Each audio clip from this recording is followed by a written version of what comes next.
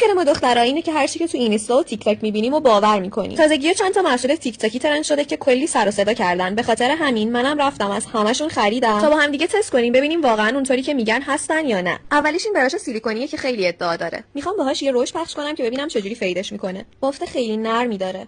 روژه یه جوری پخش میکنه که بافتش دقیقاً مثل روژای کره‌ای میشه. اصلا روژو نمیخوره و نمیذاره هدر بره و با یه دستمال به راحتی پاک میشه. کانسیلرم من باهاش فید کردم که خیلی خوشگل و شیشه‌ای فیدش کرد. خیلی ازش خوشم اومد. من بهش امتیاز 1000 از 10 رو میدم. محصول بعدی این پله‌ی انگشتی که میتونن کانسیلر و کرم پودر رو به راحتی روی پوست بخوابونن. ترکیب این دو تا با هم دیگه محشر. این براشای نانو که دیگه همه جا رو ترکوندن. تراکم خیلی زیادی داره و خیلی نرمه. بدون اینکه کرم پودر هدر بره مثل فیلترهای اینستا روی پوست پخشش میکنه و کاورش رو خیلی زیادتر میکنه. من به این محصول بی‌نظیر هم امتیاز 1000 رو میدم. این کورس مدرم تست کردم و واقعا هر چی ریمل اضافی توی موجه هاست میگیره و یه ظاهر نچرال و تمیز به ریمل میده. از این یکی مدلش که قبلا داشتیم خیلی بهتره. به خاطر سریشه که خیلی راحت داخل موجه ها میرن. این یکی مدلش باعث میشد که موجه ها کج بشن ولی این یکی که جدید آوردم خیلی بهتره. وقتی دیدم کیفیتشون انقدر خوبه تو پیجم موجودشون کردم. حتما فالو کن چون هر روز کلی محصول ترند تیک تاکی تو پیجم تست میکنم.